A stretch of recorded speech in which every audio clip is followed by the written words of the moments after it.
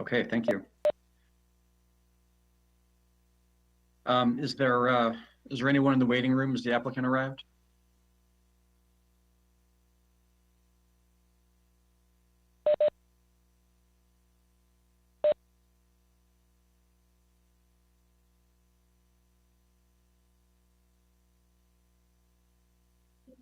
Mr. Damali, good to see you. I think you're on mute.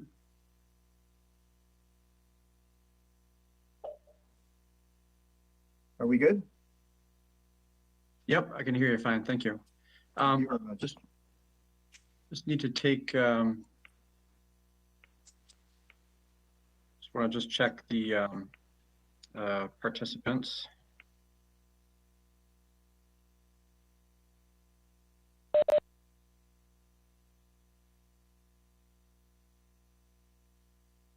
Yeah, I'm seeing Tim, myself, John Stengel, alternate, is here. Dave Basil was communicating with me right before the meeting. Yeah, I'm here, John. Steve, I've never met you before, but I'm also an alternate if you need me. Thanks, John. Yep. Okay, thanks. So we have 2 regular members and 2 alternates available. Do we wait another minute or 2 to see if anyone else joins? I know that Jim wasn't available, and I don't know about Wayne. Did he ever respond?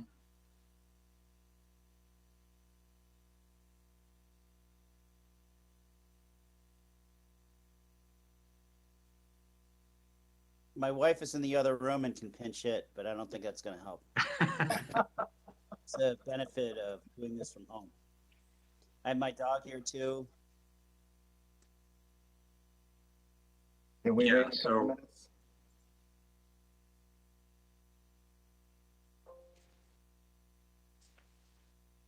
Yeah, so for an affirmative decision, it needs to be 4 out of 5 voting members. So if there's only 4, then it has to be then unanimous, as long as the applicant understands that. Right, and you were expecting, I think Pam Oliva was indicating that 5 were expected tonight? And we have 4 right now, is that correct? Correct. Okay.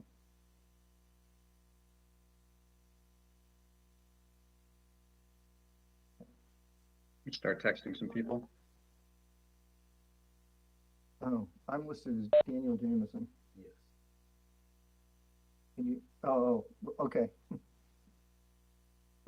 Just for the record, I'm listed as Daniel Jameson, who's here with me, our project manager for this project, not Peter Damali. I am Peter Damali, despite being labeled otherwise. Record will stipulate. Thank you. Thank you. Hello, Peter. Who was that? Oh, Tim. Hi, Tim.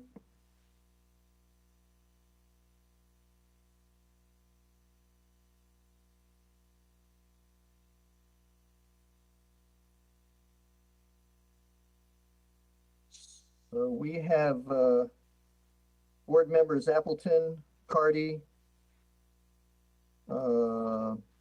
Stengel, and Bastille, correct? Okay, so far. That's correct. And who was the?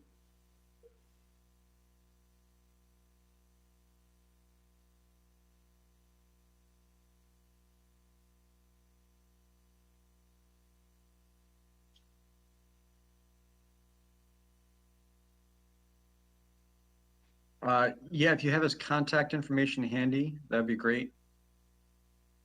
Okay. Should we like stand at ease or something? Is there a motion to stand at ease for a period of 15 minutes or something? I don't know what to do. I can't tell if that's made up or if that's based on experience, Tim, but it sounded pretty good to me.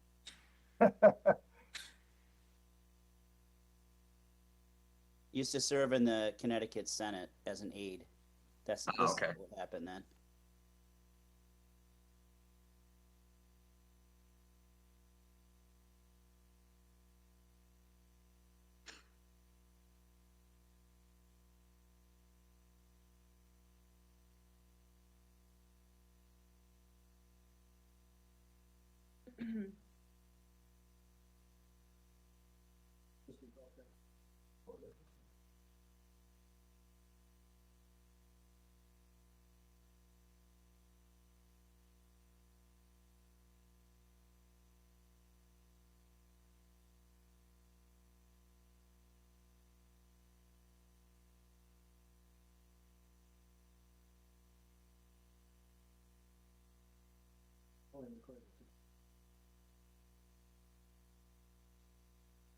Oh, no, upset, no. Oh, so 13 and we. Three were. Who wrote that stuff? Done one. Who were the three?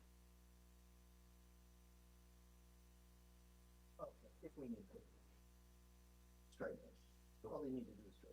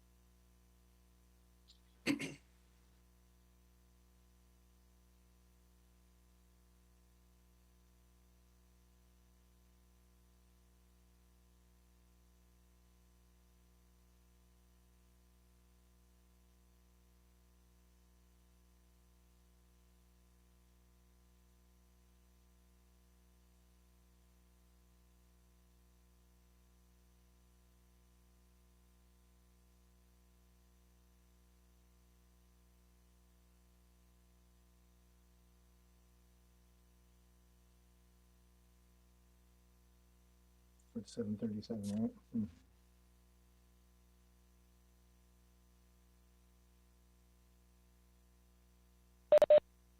All right, with you. Thank you.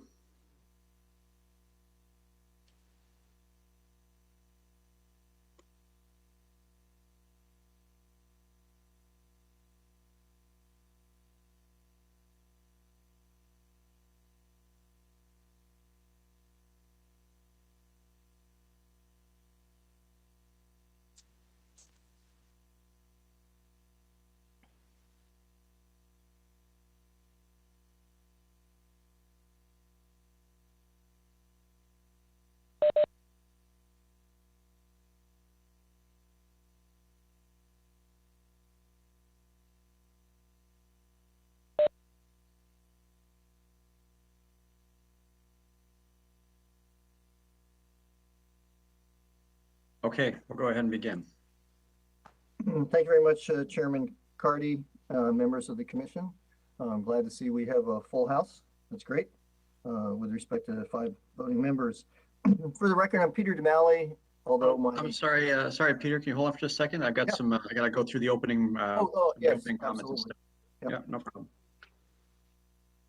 Okay, good evening and welcome to the February 3rd, 2022 meeting of the South Windsor Zoning Board of Appeals. Before beginning, there are a few items we need to review. We're here tonight to hear your application and we'll call each application as posted in the legal notice. When your application is called, please state your name for the record. As we are recording these proceedings, should it be necessary to prepare documents for an appeal to our actions. We will then ask you to present your case to the commissioners present. At the end of presenting your case, we'll ask that if there is anyone on the phone from the public who'd like to speak on behalf of your application, against your application, or just make a general comment about the application. If you've come in support of or against an application or wish to make a comment about an application, we ask that you state your name and spell your name for the record. After all testimony has been heard from the applicant and the audience, the commissioners will then ask their questions. After the commissioners have finished asking questions, they will either move that the public hearing on the application be closed or postpone the closing of the public hearing until additional information may be obtained from other concerned parties. When the application is moved to the deliberative session, no further input may be obtained from the public or the applicant. Commissioners will discuss the application and work toward a decision. Decision may be made before the end of the meeting or at the next meeting. You are welcome to remain on the line and mute for the deliberative session and listen to the proceedings. However, if you do not want to stay on the line for the deliberative session, you may call the planning department for the results tomorrow morning. Please note that it takes an affirmative vote of 4 commissioners to approve a zoning board of appeals application. Those members of the board who are reviewing the case are the only ones allowed to discuss the application during these proceedings. A commissioner who has recused himself or herself or an alternate not selected for the deliberations on a specific application is reminded not to make comments during the discussions. Each variance must be supported by a hardship. Hardship must pertain to the property itself and must describe the unique issues to the property where application of the zoning regulations cannot be met. While other information such as financial hardship may be presented, it will not be used as the determining factor. During your presentation, the commissioners may ask questions to help you better describe the hardship so they can clearly understand not only what you want, but also what the hardship is to support your application. If a hardship is not found during your presentation, your application will be denied because the hardship was not adequately presented. Each zoning board of appeals decision may be appealed even if it is granted in your favor. In other words, a neighbor or other entity may file an appeal in Superior Court to overturn the decision. All appeals must be filed within 15 days of legal notice of the results of this meeting. We advise that if your variance is granted, you do not begin any work until after the appeal period has transpired. Please note this is a WebEx call, that this is being live streamed on our website as well as local channels. And we are operating under the following procedures.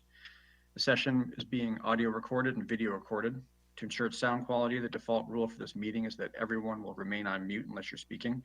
Commissioners and staff will generally remain on mute except when speaking or voting, and will generally be keeping video on themselves and throughout the meeting.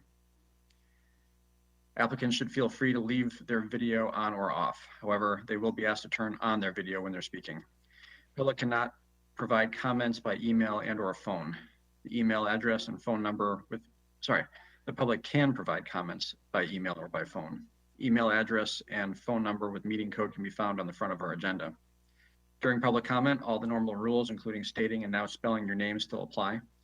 If you're speaking at this meeting and have an exhibit to submit to the commission, which was not submitted in advance of the meeting with the rest of the materials, please indicate that you wish to submit an exhibit. You will need to hold it up to the camera so the commission and all members of the public may review it. In addition, you'll be required to email the exhibit or take a photograph of it and email it to planningzoningcomments@southwindsor-ct.gov, and it'll be included in the permanent records for the commission. Members of the public may only speak during public participation for an item not on the agenda and during the public hearing comment period. Lastly, a reminder to the public on the phone to press *3 to indicate that you want to speak and pound to get back to the main menu. Okay, could we please now have the reading of the legal notice?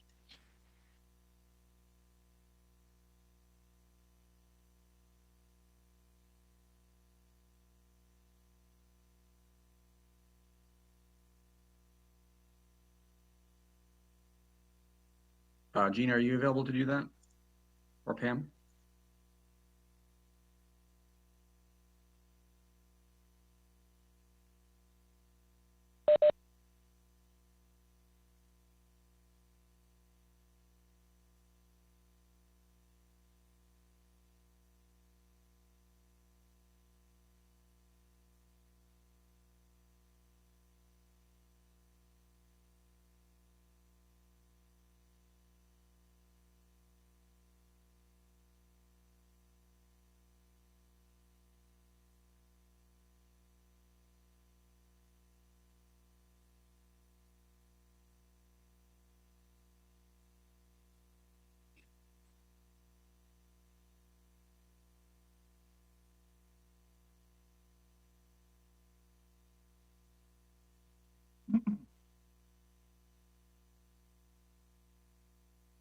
Hey, Daniel, we're going to share the screen now.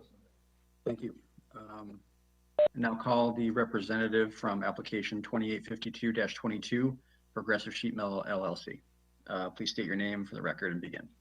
Yes, Chairman Cardy and members of the board, for the record, my name is Peter DeMalley, although the screen indicates I'm Daniel Jameson, who's with me, who's our project manager and a licensed professional engineer here at Design Professionals, but I'm president of Design Professionals, Inc., with offices at 21 Jeffrey Drive here in South Windsor. And we've been in South Windsor, operating from South Windsor for 36 years. Just handed something, thank you. So let me describe where we're at. First of all, I think, could we share the screen, the exhibit, color exhibit, please? Thank you. Let me orient you, if I may. I don't know if you all had an opportunity to visit the site, but it's Mascola Road, which is on the west side of Route 5. It's all in the industrial zone, although we abut the general commercial zone to the south, which is a vacant parcel behind our property. So here's the subject property right here. Just I think around 38,000 square feet, just over the minimum now of 30,000. It used to be 20,000 square feet, I recall, not too long ago it was changed. We have lots of frontage. That's a benefit. The problem is we don't have a lot of lot depth, and we're working with an existing building which is not conforming to the rear yard.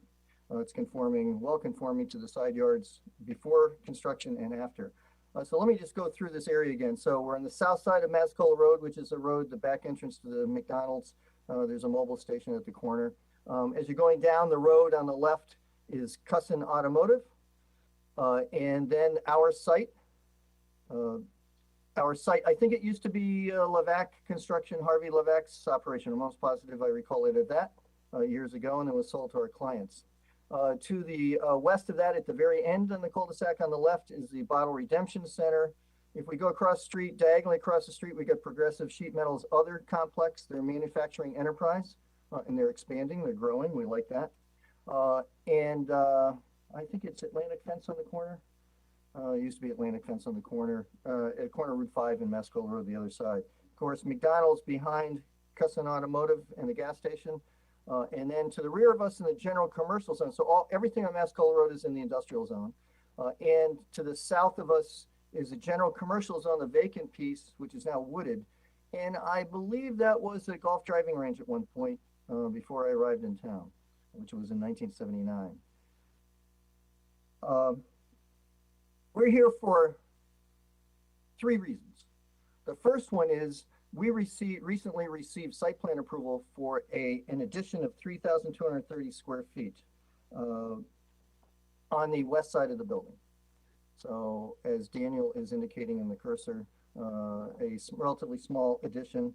The original building is 8,724 square feet. He can outline that as well. So it's attached to it.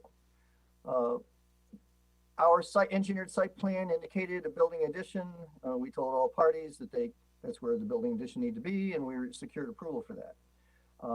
Unfortunately, the size of the building addition remained the same, but they built it slightly, so it was tilted a bit from what we had on our plan, so that it went over the rear property line, the rear yard setback, which is 25 feet in the industrial zone. And when they did that, they violated the rear yard setback by a very small area. So we're talking about, they went 2.3 feet at the greatest point, right there where Daniel has it, which is 22.8 feet away. And then at the other end of the addition, it went over 1.2 feet, which is 16.1 feet away. Pardon me, 23.9 feet, excuse me. 23.9 feet away. So we're at 22.8 feet on the left side, which is the westerly side of the addition, and 23.9 feet. We're required to be 25 feet. Sometimes these things happen during construction. The addition is no bigger. There was no intent to violate it, which is not unusual for construction of a building addition on a relatively modest-sized building. They did not call our survey department, or another surveyor for that matter, to stake out the building. The contractors tend to do it themselves from whatever plans they're using, architectural plans. So they went and built it, and it wasn't until the owner contracted with our firm we'd done the original survey to do the as-built survey of how it was built, when our survey department determined that the building addition was tilted a little bit from what we had on our engineered site plan, and it went over slightly and tilted to the rear, unfortunately. And as a consequence, we have a slight problem, relatively speaking, a modest variance request to allow us to sanction how the building was built. We can't move it. It's in. It was an error during construction, and we discovered it during our as-built survey. So that's the first one. That's the most pressing of our issues. And I'll go through the site in a moment, but the second request is for to the rear of the existing building. Again, it's 8,724 square feet. The original building is 9 feet from the rear property line. Again, today's zoning, not when it was built, but today's zoning requires 25 feet. So it is now 9.2 feet from the, roughly 9 feet from the rear property line. And we're asking for a 16 feet variance so that we can make that sanctioned. It's non-conforming to today's regulations. No fault on the part of anyone. That's what was allowed back when all these buildings were built, which I'll go over in a moment. But we're asking for approval of the original expansion to have a 9-foot rear yard instead of the 25. It's there, it's not going anywhere. We thought it'd be a good idea to get that approved. And then the final request is for in the front of the building, triangular in shape. Again, this is an existing nonconformity, which has been there for decades, but it goes in front of the property line. It's a triangle. It's roughly projects on the west side 12 feet into the front yard, which is 35 feet in the industrial zone, and it goes down to 0 as you're approaching the easterly end of the building. So that is a, so we're requesting a 12 feet variance for that, so that would be sanctioned as legitimate without question. So we're asking for 3 variances, for 2 for the rear yard and 1 for the front yard to sanction, 2 to sanction the existing conditions of a non-conforming building. And the first one that we asked for is for the addition that was just recently constructed slightly over the rear building line.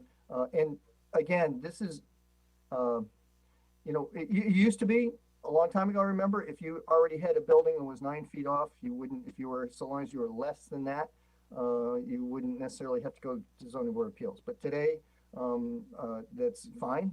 Today, the standard is we go to the zoning board of appeals.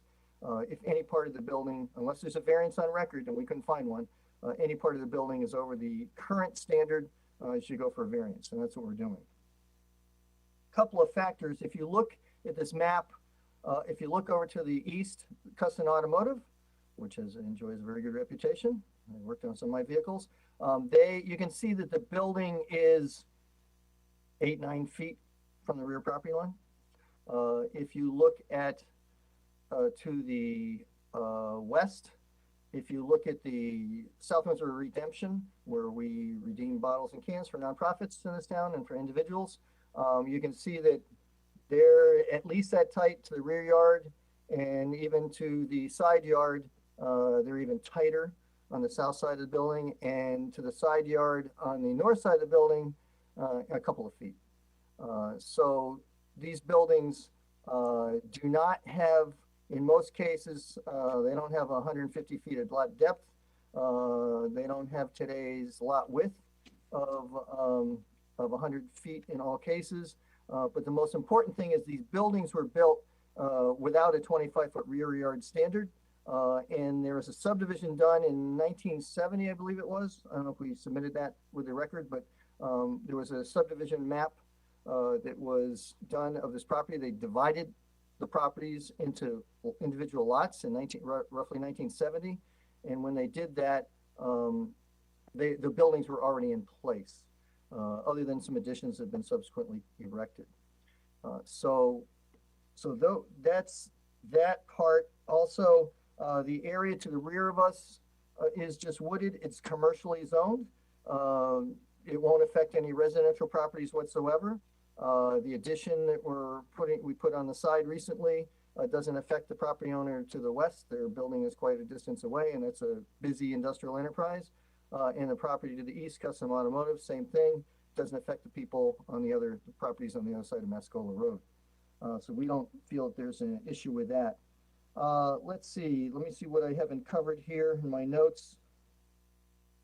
We've covered that, oh, incidentally, the property to the south that I mentioned, I believe it was a former golf driving range in the commercial zone, one of the very few general commercial zone properties left in town, is at 753 John Fitch Boulevard.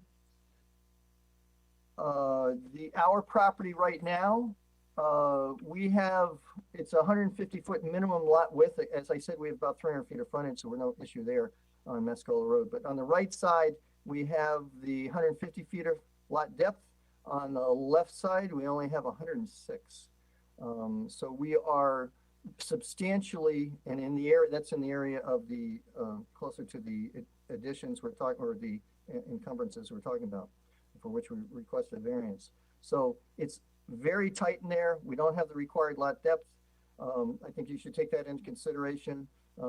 It's an existing lot of record, done before this requirement was of 25 feet was done. They can, and we know they're allowed to build up to 9 feet from the rear property line. Maybe there's no standard at all at that time, way back. But we certainly have that a consideration. We're under the non-conforming to the lot depth in that area. Other things that are considerations, I covered most of these things. Let's see, was so the variance for on the westerly end, the first variance request, the addition was just not built in the correct location shown as the approved engineered site plan. And so that was a relatively minor error in construction, but there was no, it was right basically at the rear yard line. So any variation from what we had on our engineered site plan would push it over the line. And unfortunately, that's exactly what happened. As I mentioned, the building addition is the same size as depicted on the approved site plan. So it's not like they're trying to get a bigger addition to benefit from that. The degree of variance is minimal. We're just asking for, I think we're asking for 3 feet for the side yard in the back there. Because we're 2.3 feet over, we usually round it up to the next number or thereabouts. So we're asking for 3 feet. If you only want to give us just 2.3 feet, we're certainly amenable to that because that's exactly what it is. And the addition over on the left side or west side is substantially farther back from the rear property line than the existing building. The existing building being only 9.2 feet from the rear property line, and we're 22.8 at the closest point. So we're, you know, multiples in terms of that. And I mentioned that they were conforming to the side yard setbacks and everything. Oh, one other thing, we did check and we double checked it. Want to make sure we didn't have to go for a variance for impervious coverage, because when one would look at it, you'd think that, oh, if the building were stepped back a little bit, tilted back when they did the construction, that there may be more impervious coverage in front of it. So we went by our exact as-built survey and checked it again to make sure we didn't have to go to you for a impervious coverage variance. 65% is the requirement, maximum amount of impervious coverage, and we're at 64.5%. It's been checked a couple times by our staff, so we didn't have to come to you for that. Thank goodness. So I think that pretty much summarizes where we're at. If you choose not to give the second and third variance, it's not an imperative. I think it's a good idea to do it. We've asked for it. It certainly predated the zoning requirements for the setbacks. It was allowed to be built. It was occupied, COs and all that stuff. And it predated the regulations for the rear yard and front yard. So given that, we'd like to have it, a variance is granted. So it is sanctioned as it is. It doesn't mean it can be expanded any further. It just means that it's legitimate and it's there. We think that's a good idea. We'd like to do that. If the board were to be so inclined. So I think that's what we have. Again, Daniel Jameson is here on the screen. I'm gonna call it Daniel Jameson. I'm Peter DeMelli, but he's available also if you have any questions. But these things happen.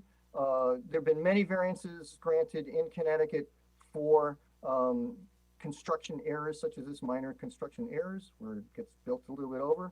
And again, if we had been called for stakeout, which usually happens for buildings or another surveyor, professional surveyor, it would have been picked up. But because this was a building addition, small, relatively modest addition, the contractors often do not call us, which they had, but they usually don't.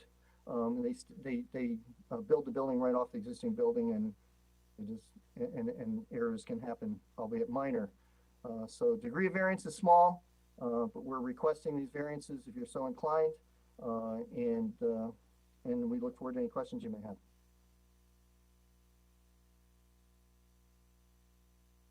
Okay, thank you. All right, we'll open it up to questions. Commissioner Appleton, would you like to begin? I don't have any questions at this time, actually. Okay. Thanks. Commissioner Stengel? Mr. DeMille, 753 John Fitch Boulevard. Yes, What, the one could to the you rear. just educate me? What does it mean that it's vacant? Does nobody own it? No, it just means it's an undeveloped at this time. I believe when I first came to town, I think people told me it's a golf driving range like we used to have up on Sullivan Avenue, and then just get overgrown. You would think that someone, we don't have a lot of general commercial zone land. You'd think that somebody would have built it over the last decades. I've heard it was for sale, but nobody's done anything with it. I don't know why. Probably because it has minimal frontage and it opens up in the back. That may be it. So you're not going to get the visibility. A lot of buildings on Route 5 are high visibility buildings. They're catering to the motoring public, gas stations, places that want the visibility. People drive by to see their facility. The RV sales operations, the boat sales operations, the motorcycle sales operation. A lot of these businesses like to have be distinguished and be visible, highly visible. So that doesn't afford that. It's more of a, typically that'd be more of an industrial lot shape, because you put your building in back, you don't need to have the frontage. Most industrial businesses don't need to be seen. My business, I'm on a side street. I don't need to be seen. But other types of businesses that are more retail oriented or catering to the public, giving services to the public, where most of our business is commercial, although we do serve the public as well we should. But I think it's been sitting there because it's just simply not right up on the road. In some, general commercial zone, which allows a lot of uses, restaurants, gas stations, stuff. But if you were a gas station, you wouldn't want to be on there in a big parcel like that. Yeah, a restaurant, you wouldn't want to be in the back. And maybe the price was too high. I don't know, but many factors. We still have some vacant properties that sometimes you wonder how come they're still vacant. But a lot of factors go into why people select a particular location. Some is visibility, some is access. It's not at a light. If you had a significant development going in there, you'd want to be at a signalized intersection. That's not. So those are some of the factors going into it. I don't know amount of wetlands on the property. They have any. We have most of our properties in town have a little bit that are of any size. I do not know how much wetlands is on there. That could have been a factor as well. Okay, thank you. At this moment, it sounds like, correct me if I'm wrong, you don't know who owns it though, correct? At one point, yeah, we can tell you that. Hold on one second. Yep. I think it may have been owned by Daleen at one point, one of the Daleens. And my greater question is just, have they weighed in? Yeah, it's owned by Stephen Daleen. We have not heard anything from any of them. I don't know if you commissioners received any input from anyone. Okay. A sign went up and everything though. Yeah. So so it is correct, as I recall. Stephen Daleen is the owner, and I believe that's probably related to the family that owns Daleen Flooring, which is just down the street on the other side of the road, on the Big Road South. Okay, one more question. If you could just educate me, I'd appreciate it. And you did touch upon this. I just want to know if there's anything more that could help me understand the benefits to your client of getting a variance on the existing building. To your point, they can continue to operate just fine without our, doing anything tonight. That's right. What does that benefit them in any way, to contract you to ask for that? And I forgive me because I'm still learning my way. So if that's an uneducated question, so be it. But okay. The primary benefit is if they ever go for refinancing or they want to sell the property, there's an existing non-conformity, essentially somebody say, oh, it violates zoning. Got it. You're in the front yard, you're in the, you've encroached on the side yard, you're not conforming, red flags come up. And another factor is, and one reason it comes up is because there's always the issue of, let's say there's a catastrophic event. We had a number of buildings collapse, Waldo Brothers and others, the 10-pin bowl, a number of years ago, was it probably over 10 years ago now, 15 years ago, when we had the heavy snowfall. Under the weight of snow, we had a bunch of building collapses. So you have that or fire or some other catastrophic event, maybe overnight, a gas line breaks and blows up or whatever. I'm not saying that for this building, but just in general, if you're going to rebuild and it's a non-conforming building, the issues come up of can you rebuild? It's always a question, can they issue a building permit to rebuild the exact same building? That's a question. Will the insurance company even pay for often they don't look heavily into a building before they write insurance, but will they even pay for reconstruction of the building if indeed it's not conforming to zoning? So the issue does come up. If we get variances for it, then if they, heaven forbid, on this property or any other property we're handling, if we were to have variances for those, it was no fault of the owner that they predated the zoning requirement, but now the case is such that it would be sanctioned. There's no issue about reconstruction. There's no issue about financing. Nobody has to run the red flags up the pole about, gee, is this really legal? And we start going researching it. This has been around for a long time. And if you look at all the buildings around here, every single one of them is in violation of today's zoning industrial. So the industrial zone was evolved. It changed. It was placed on this property. They say this is the most appropriate zone based on the uses, I'm sure. But in terms of lot sizes and stuff, in terms of lot depth and dimensional requirements of these lots,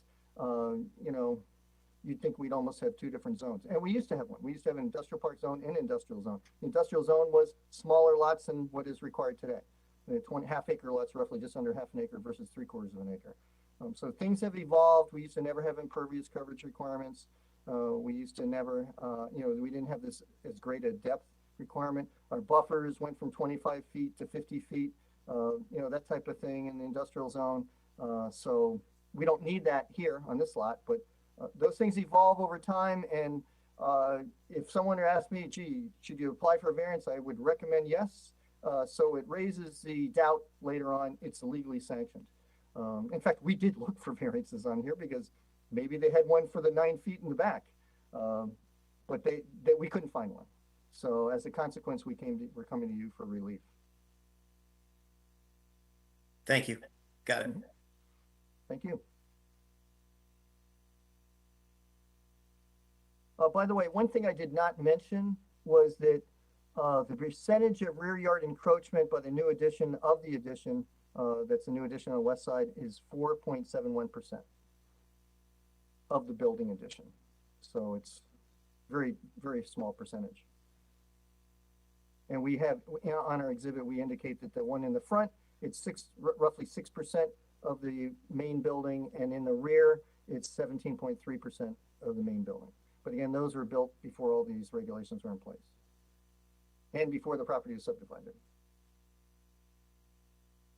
Sorry, that statistic is percentage of floor space that is of the existing building. That's a percentage of the size of the existing building, which is 8,724 square feet. So the addition out for the front yard variance, can we go back to that so I can see it? Thank you.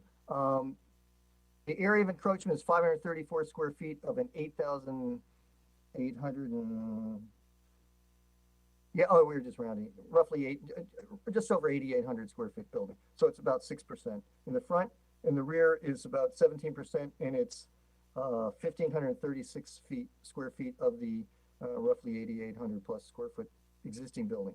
And the new addition, which was the first variance, it's a 3,251 square foot addition approximately, and where the encroachment is only 153 square feet of that, which is just under 5%. So I would be delighted if you approve all three. I think your client would be, I think their lawyer would be, their insurance company would be. It makes it easier as we go forward. But if you don't see fit to grant the variances for the existing building encroachments, if you just grant the one for the new addition, that would be great. Can I ask one more, Steve? Go ahead, John. Mr. DeMille, does the other building to the east have a, do you know? I apologize, not that you should, but do the neighbors have a variance also? I don't know. We only looked at our site. That makes I'm sense. sorry, but I can tell you, obviously, if you look at that building, there were additions built. Yep. I would, and the one on the left side, I believe, is the new addition. It wasn't all that long ago they expanded. I would guess that they got a variance, but I don't know, maybe Pam Oliver's on the phone. I don't know if she recalls any recent variance for that. I have no idea. It's fair enough. Yeah, I'm sorry, I don't know, but I would presume a newer one got a variance, but I can't guarantee that. If you see, yeah, okay. But if you see the existing building to the east, the older part of the building, where their offices are and stuff like that, that certainly is the same setback. Yep. As almost identical to the setback that we have for our existing building. Yep. The bigger part of our building, not the most recent addition. So virtually identical. So all the way around this industrial park, you see they weren't observing any kind of setback for the rear yard. They're right up against the rear yard. Thanks. Thank you. Commissioner Basil, questions from you? No, no questions at this time. Thank you. Commissioner Kane, questions? Yeah, thank you. So actually, John's last question is what I was really wondering. Like it looks like the abutting properties and probably a lot of properties in the I zone are existing non-conforming. But yeah, I would love to know if Costan or the Redemption Shelter have been granted variances. Oh, have they been granted variance to other properties throughout town?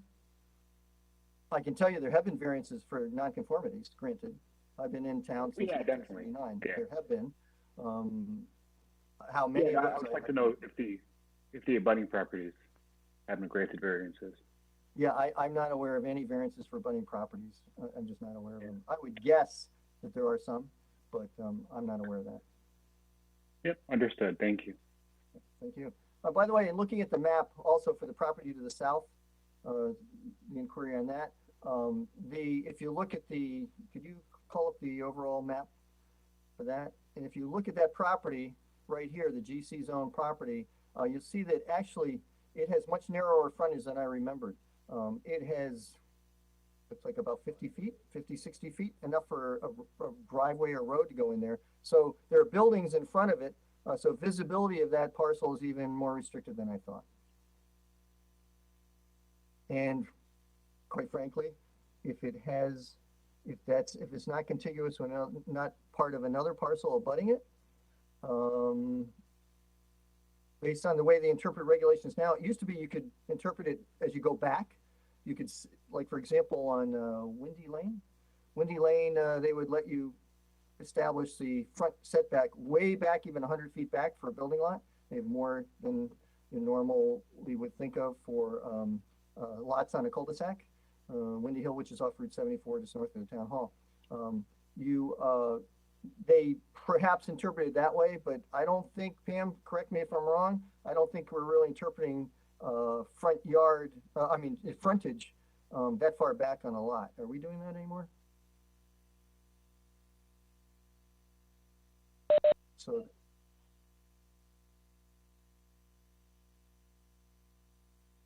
okay, so as a consequence, probably to do anything with that lot, it's a non-conforming lot of some sort. I don't know if they need variance, or the alternative is they build a little cul-de-sac street and then they get frontage on the street. So it may just be a non-conformity of record, and they can possibly build it, but there's a question mark unless they get a variance.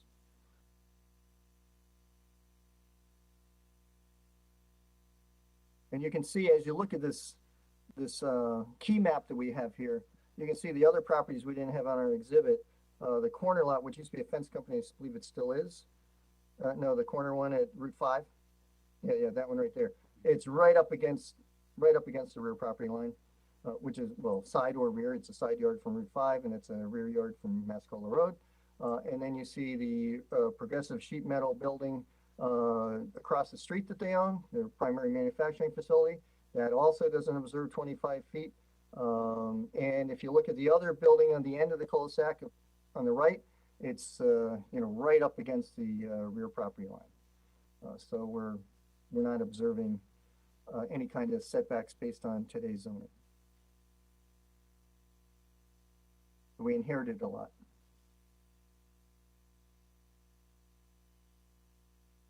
Do you have any further questions for me? Commissioner Kane, anything further? Nope. Thank you. Okay, thank you very much. Couple of questions, Peter.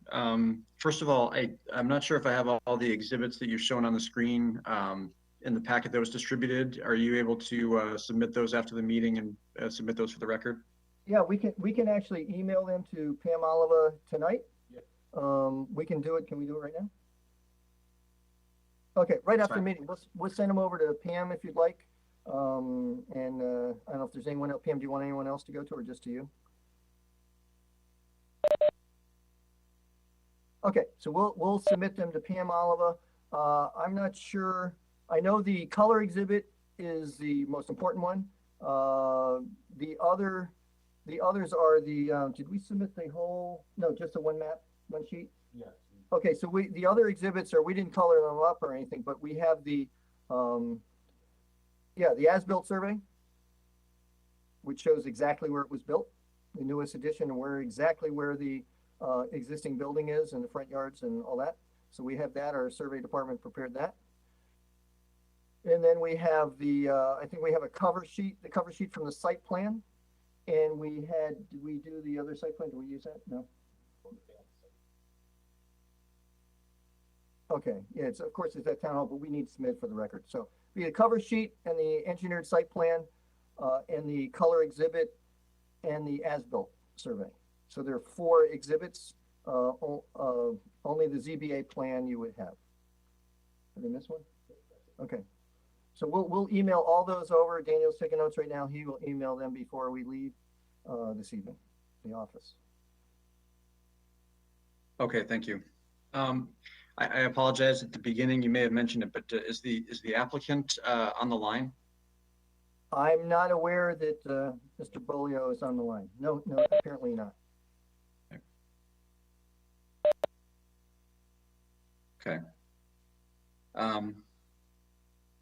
Couple more questions. You were mentioning in the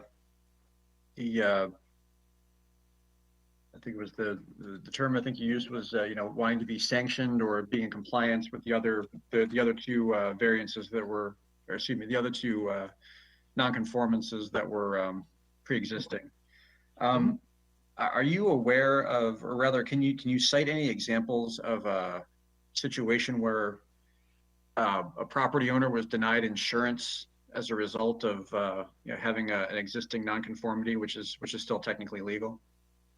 I'm not aware of that denial for insurance. I'm not aware of that, but it does come up.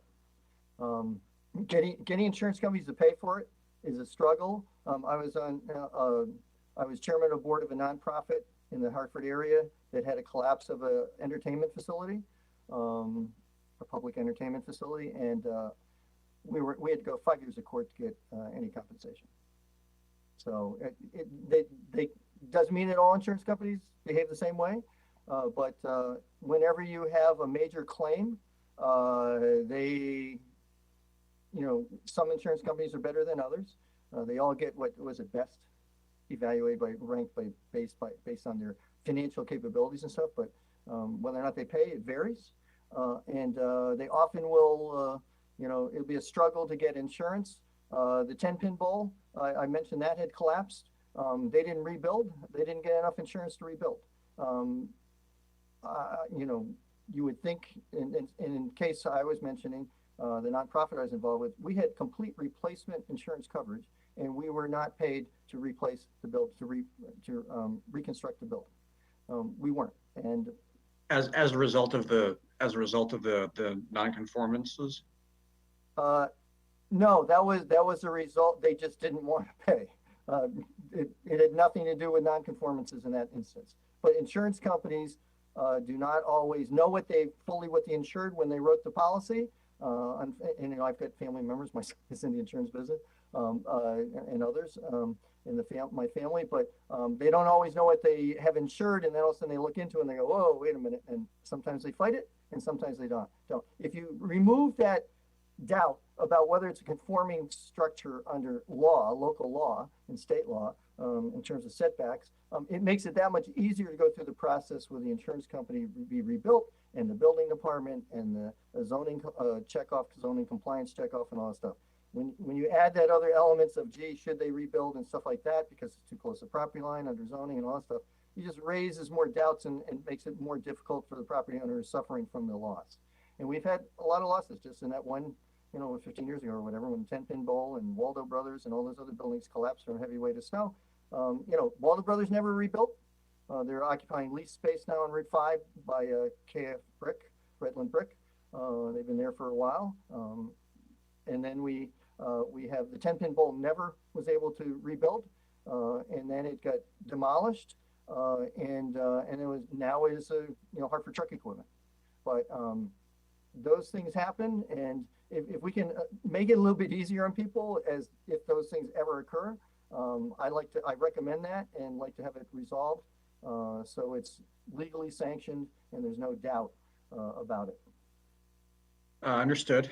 I guess the concern is the scenario which exists where you know, a future build out has nothing to do with the current owner. You know, the variances, as you know, stay with the property Run with the wind, yes. infinitum. And I guess certainly this board isn't interested in providing variances that aren't 100% necessary, for sure. In this particular instance, I do see this as more of a convenience. I guess my concern is more a matter of the property owner, God forbid, decides to leave town, get a different facility, et cetera. New owner comes in, levels the facility, and then builds something of equal size geometry or possibly even bigger based on how the variance is worded, which would not be the intent, obviously, of this board or of the Planning and Zoning Commission. So obviously a lot of these properties have been developed and obviously must have been before the current zoning regulations have been modified, which is why these non-conformances exist. You know, how do you respond to that? That lingering concern that this board might have. Start with the impetus for this application was because the addition that was revealed it was slightly built over the property line. We can't occupy the building. We can't get a CO for the building unless we have an as-built survey and we have a variance associated with that to mean it was legal. And without that, they can't occupy it. So that's like an emergency. The other two, this is a relatively small property. It's not a high visibility property. I don't see somebody coming along and knocking this down. It's a good building. I don't see them knocking it down just to rebuild and get the advantage of that. I see what you're talking about, but I don't see this as a highly, I don't know, let me be careful how I phrase this, but this is not a high visibility retail type location where you might, they often do that. If we're on a Route 5, so, you know, Evergreen Walk, you lose tenants, you know, they have 5-year leases, 10-year leases. At the period when their lease comes up, sometimes they do something else. Whole Foods is going in where their Sakura Garden and the former Highland Park Market buildings are being knocked down, and as well as the Old Navy building. That building is being knocked down in favor of a Whole Foods market. That's retail. So when you're in locations where it's a retail, this is an industrial area. I don't see it changing at all. So I don't see that kind of demand for concern on my part that somebody want to knock it down to put up something and take advantage of that variance. I don't see that happening at this particular location because it's a wrong location for that type of event scenario. But if we were in someplace like Evergreen Walk or something like that, heavy retail area, Yeah, they knock them down. It's nothing to see them knock down a whole plaza and replace after 5, 10, 15, 20 years, and then replace it with a whole new thing. And the economics apparently are there for that. If they get a new tenant, the other tenants aren't re-upping and nobody can't find new tenants, they just, they'll knock it down and put up a whole new configuration. That's in retail. We see that all the time. I just don't see that in industrial, especially small lots like this. If we could create a big lot, what's in the greatest demand these days is 90% of all industrial buildings being built today nationwide are very large e-commerce buildings, and these sites are not that. They're way too small. They can't accommodate the trucks. They can't accommodate the size. They're just not going to do it. So I see a very, very low risk that that scenario would occur. So I don't think it really applies that much here.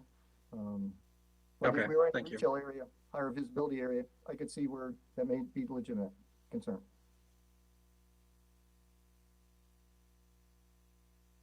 Okay, I think I heard that there weren't any members of the public dialed in. Is that correct?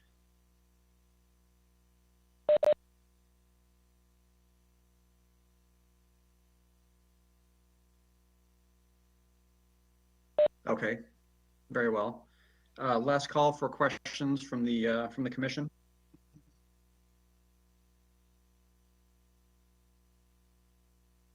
Okay, I just have one last comment, and that's that Progressive Sheet Metal is a viable business. It's growing. They need the space. They built it. They need it yesterday. They'd like to occupy. It's done. They'd like to occupy it now, and they can't until this is resolved. So we'd very much appreciate, at least at the minimum, the first variance request for the addition to be considered by the board. That's an imperative, and it was a minor construction oversight, I guess you call it. Again, you don't call for construction stakeout by a surveyor, professional surveyor for a small addition usually. They often do it on their own, the contractor. It's a very slight degree of variance. And the factors that we mentioned about even the depth of the property is grossly undersized from the required depth of 150 feet on that end of the building. Thank you very much. okay, okay, thank you. We have a motion to close the public hearing. I move. Second, I second. all in favor? Aye. Aye. Okay, we'll move to, thank you very much, Peter, for the presentation. We'll move to the deliberative session.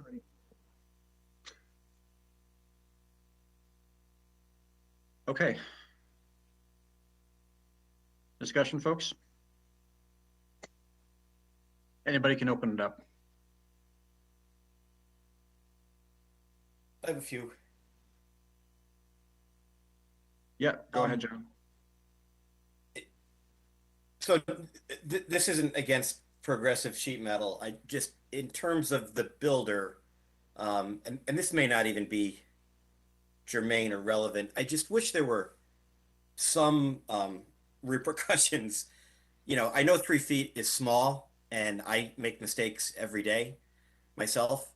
I just wish it wasn't as easy to, you know, it's almost like you could just get it wrong and then hire someone like Pete DeMille to come in and, you know, present to us, and then we say, okay. And I wish there was like a fine or something for being off by 3 feet, just to give an incentive to hire that surveyor, you know, and do the proper groundwork and get it right. And that's not a reflection on the applicant, you know, or Mr. DeMille or anybody involved, really just the builder.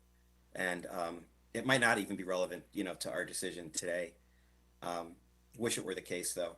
I do wish, in terms of the application, that the owner of 753 had been contacted just to get their input, because that's always a comfort to hear that, you know, what they think about it. And we don't have that. I'm not trying to reflect or signal how I'm going to vote, but I wish that we had that as well. And I'm still sitting slightly uncomfortable on the variance on the existing building, just trying to, you know, understand that I wish I knew more about, history and precedent of how often that takes place. And I get Mr. DeMille's point about, I think it more than anything adds just maybe a comfort for the owner. Because certainly, we've got a memo from Michelle Lipe that, if the building were to fall down, it could be rebuilt the same way. I don't particularly understand the I don't have familiarity with the insurance issues that well, but feeling a little less comfortable on the second and third request. On the first request, obviously the building's there, no one's going to pick it up and move it. So I think that one's a little bit more straightforward. I just wish we could get the builder's attention a little bit more for the next time they build. And those are my comments. Thanks, Steve. Thanks, John. Can I jump in here, Steve? I think Sure. there is I cannot imagine the meeting that the builder had with the owner that said, "Hey, we've made a mistake." And as a result of that, I think Mr. Damali noted that they cannot occupy the building they've just built, Yep. and I think that that is disincentive enough. Perhaps maybe a fine isn't necessary, but I think there is a great disincentive for whatever has happened in this case. And I think Mr. Damali kind of noted that occasionally happens, and when it does, here we are. And in this particular case, I get the sense that the building owners are trying to figure out a way to get it right with us first. And there's another disincentive. I'm sure, Peter, although you said you work for a nonprofit, what you're doing now is a for-profit business. There's that disincentive as well. So, yeah. Regarding the other two areas, I share, John, I share some of your sentiments there. I guess the only thing I'm trying to that's pulling me in this other direction is a company. Hey, if we're going to do this one thing, let's get it all done once and take care of it. So if down the road something happens, at least we'll have this part of it correct. So those are the things that I'm thinking of. And I think you're right, John. I'm not signaling how I'm going to vote. I'm just kind of responding to the great points that you made. So this Hey, is thanks, John. This is David. I just wanted to, John mentioned the insurance issues, and I just wanted to bring up real quick. I actually work for an insurance company, but I'm in life and health now, but I used to work for a property and casualty insurer. And for whatever it's worth, I can tell you that insurance companies make no money on homeowners or commercial type insurance, particularly when you're involving structures.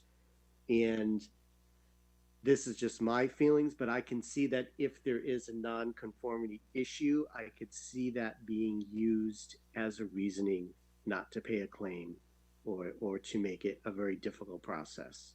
And again, I'm not reflecting how I'm thinking, but I just do want to bring that out, that I do feel that is a valid concern by the property owner.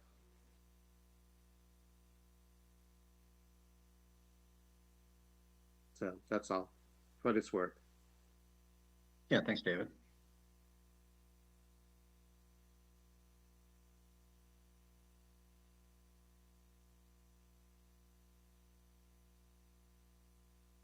Dan, any other comments for general open discussion? Yeah, I do have one thing. I mean, in regard to the addition, I'm don't want to signal how I'm going to vote, but I'm concerned that it may not be the purpose of this board to correct mistakes that were made in construction or by contractors. And that's all I really have. Okay, thanks. Yeah, good comments, everybody. My thoughts are the following. Peter is correct that this type of an error is common. And I also agree with you, John, that there should be some sort of disincentive. I work in the engineering and construction industry, and unfortunately, you come back with as-built drawings, and there, a miss of 2.5 feet is it happens all the time. I wish there was some way we could something we do about actually allowing owners and contractors and builders to actually install a building line directly on top of a setback line because of that very reason. There's always variances. There's always variations in the. There's a number of different ways you can make an error. So that's the kind of thing that is pretty common. I think unfortunately we are in the position of being presented to correct this situation. We're actually not correcting it. It's really more being we're really more allowing it.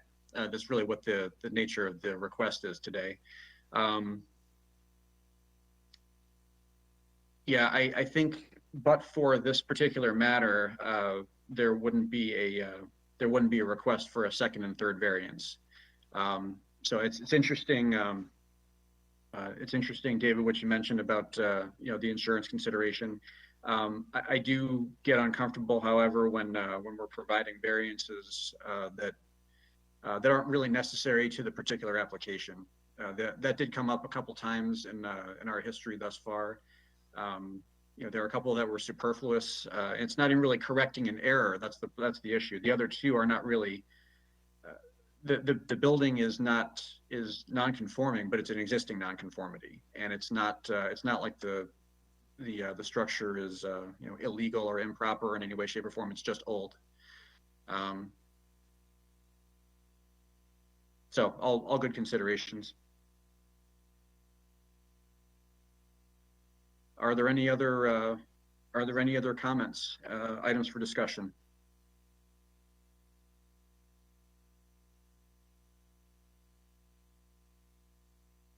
Okay. I have a motion to close the deliberative session.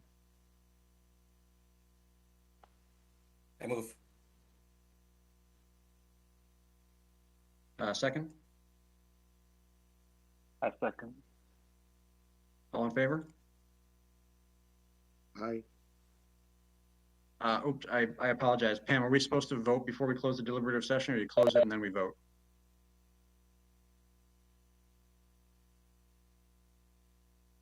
Okay. Okay. Would anyone like to provide a motion? I'll try it.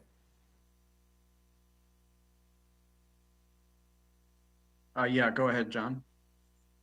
I move we approve application 28522-22 due to the hardships discussed, including the unique shape of the lot, due to the fact that the addition is already built, due to the fact that the existing building is already non-conforming, and due to the hardships that might occur to the property owner if the existing building were destroyed and trying to collect insurance, or abilities to refinance the building or to sell the building.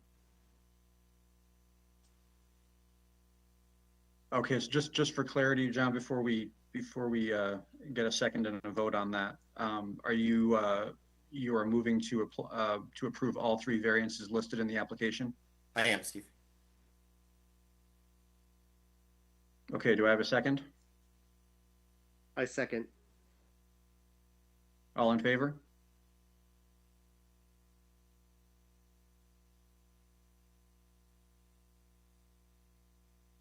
I think that's, I'm voting against that. I think we've got 4 ayes and 1 nay. Can I restate the motion, Steve? Yes. I move.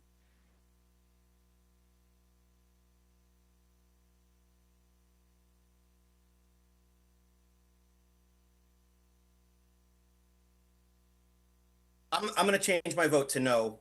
Well, okay, let's hear what, oh, sorry, go ahead, John. I'd like to remake my motion. I move to approve 28522-22 in terms of the addition only, based on the hardship that the owner of the property did not build the building themselves. A builder misbuilt it, and it sits where it sits today. And I recognize that hardship that they're looking to move into it and use it. And so what I'm trying to do, Steve, is to parse the three, or at least parse into two, the full application. So right now I'm making a motion just to approve the addition, which is the first request. Okay, this is a motion to approve variance item number 1. Yes, sir. What, I'm sorry, I'm a little lost. What do we do about the vote we just took that approved the entire thing? Good question, Pam. We voted to close discussion, didn't we? Well, sorry, Pam, can you repeat that, please?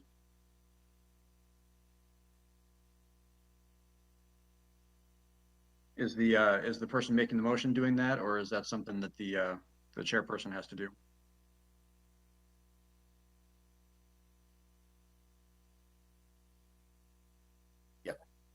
Yep, I tried it. That's what I tried to do already. Well, I rescind it if that's what you need me to say. And I'm trying to make a motion right now, just on request number 1 regarding the addition. Okay. Sorry, I'm sorry for the confusion I've created. That's okay, John. Do I have a second? I'll second that. All in favor? I,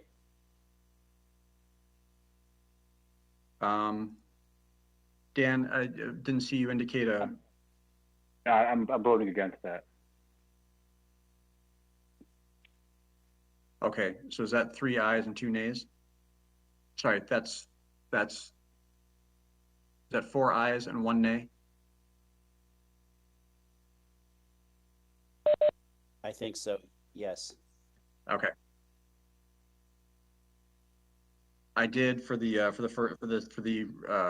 revised yeah. Okay, the application passes. Just a reminder, no activity for the next 15 days in case anyone wants to post any sort of an appeal.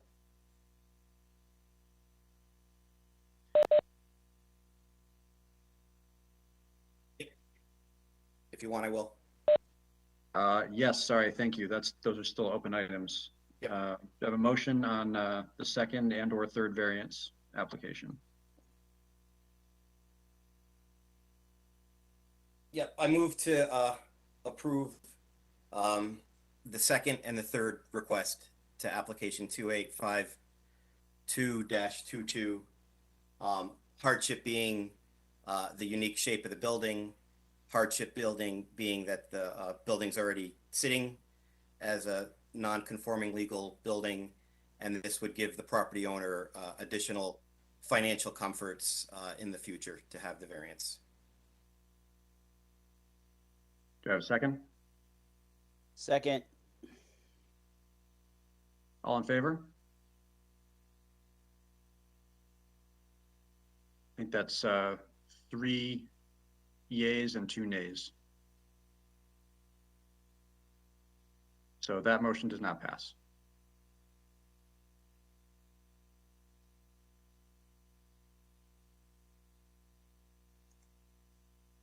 Thank you very Okay. much. Thank you very much for your consideration. Thank you.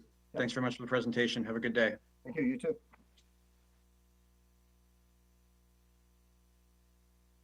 Okay, thanks everyone. Moving on to the rest of the agenda, approval of meeting minutes from meeting December 2nd, 2021. Do I have a motion to approve?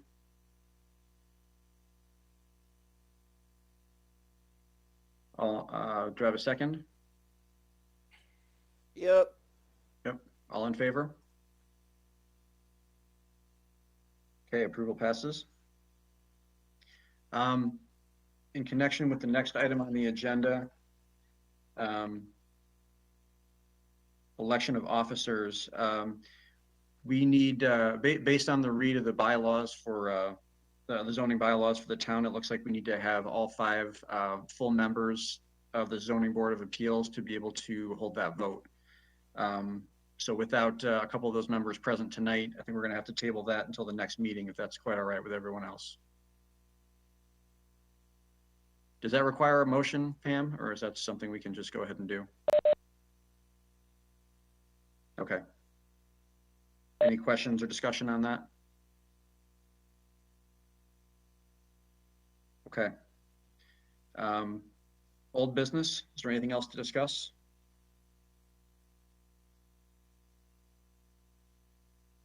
Okay, hearing nothing. Any correspondence, Gina, that you're aware of?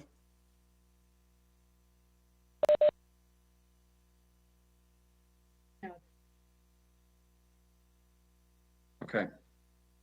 Does anyone else have any other business? Any other open items to discuss? I have one thing, Steve. Was the training that occurred a while back recorded? And if so, is there a means with which to watch it? Yes, I believe that training was recorded and with that express purpose so that other people not in attendance could review it. And I would recommend. How you do that is a question for town hall. Pam, do you know where we can find that link?